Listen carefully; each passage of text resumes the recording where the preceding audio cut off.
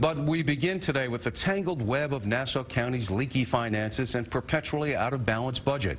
Joining us now to talk about that is someone with state authority over the county's finances who may be prepared to do something shortly. He is Jon Kaiman, the chairman of the Nassau Interim Finance Authority, known in short as NIFA.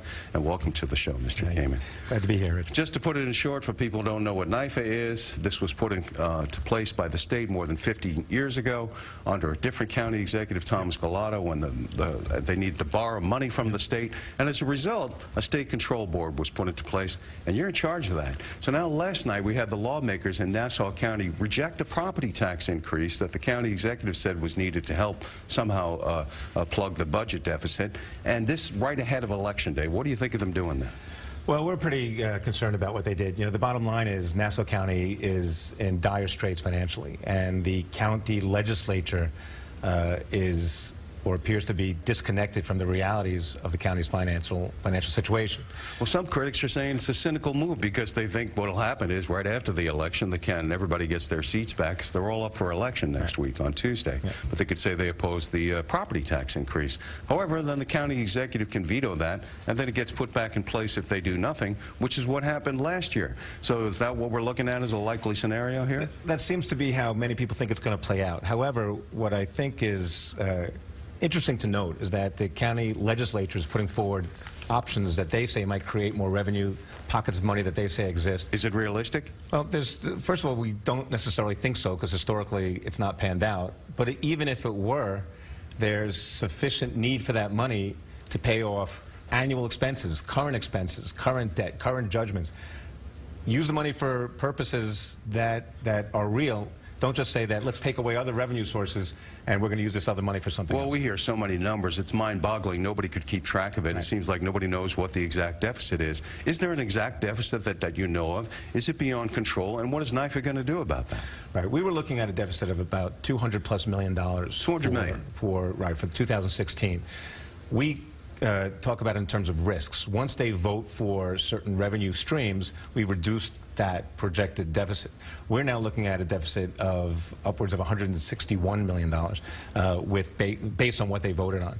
We were expecting them to actually vote down, create less risk. Instead, they actually added to it. And it's wildly different from what they tell us the actual budget deficit is, because they all have different ways of claiming that it's going to be balanced, including revenues that have never materialized. Right. The red light school zone districts, right. That was going to bring in money. That was one way to patch things. That got kicked out.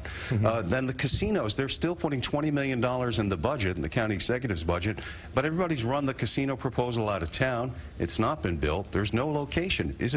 What do you think of them putting $20 million in the budget for something that doesn't exist? Right, so those are the risks that I'm speaking about. Ultimately, if the entire county executive's budget was passed as is, we thought there was $50+ million in potential deficit for the next year. They then withdrew tens of millions of dollars. They got rid of the 1% tax increase. They cut the fees that were supposed to create additional revenue. They say they're going to get it from other places. We don't believe it. There's a history of that money not being real. Yeah, cutting expenses, trimming overtime, fining people, creating new fees, and each side has a different proposal of how they would do it. So now what are you going to do? In previous meetings in the last few weeks, you've indicated you're ready to drop the hammer. What does that mean to take, what would be the kinds of actions you would take next? Well, it's an interesting question. A lot of people say Nassau County or NIFA should take over the finances. What does that actually mean? We're not elected officials. We're a control board. We have specific oversight responsibilities, but we don't run the government. So what does it mean? Are you going to take over their finances? Well, the structure that we're starting to put in place is we've created two committees, a strategic planning committee and a contracting and procurement committee that will give us the ability to, one, create a plan that gives a mechanism, a vehicle by which we can limit the amount of money this county government can spend.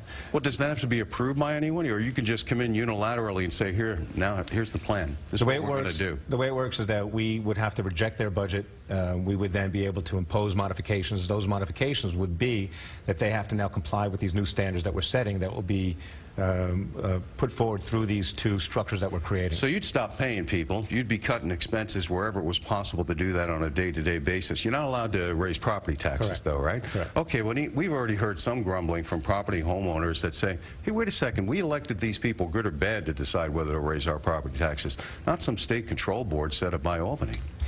You know, and that's true, and that's one of the great concerns that even we have. You know, how do we come in and tell a government to do their job? At the end of the day, the state passed legislation saying if the government fails to do its job, we need to come in and do it for them. It's the government's failure that created us. It's the government's failure that's making us do what we're about to do in the coming weeks and months. Impose, making us do. When's the next shoe drop? What are you going to do next? When can we see some actual action from NIFA? Because this is the way it's going, John. Right. We have to see what the county executive does. Is he going to veto some of their changes in his budget? Is he then going to come up with additional revenue streams? We are going to have an opportunity to vote on the county budget. My sense is if the county budget is projecting significant deficits, we are going to project that budget. If we do that, we are going to have to come up with modifications that will either generate additional cuts or find additional revenue streams that the county legislature and county executive will accept. And that'll be at your next meeting when? We're going to meet in late or mid-November, probably the 18th or the 19th. Well, we'll be following it. Thank you very much for telling us about the state of affairs for the budget in Nassau County. Jon Kaiman, chairman of NIFA, thanks for outlining what may be to come.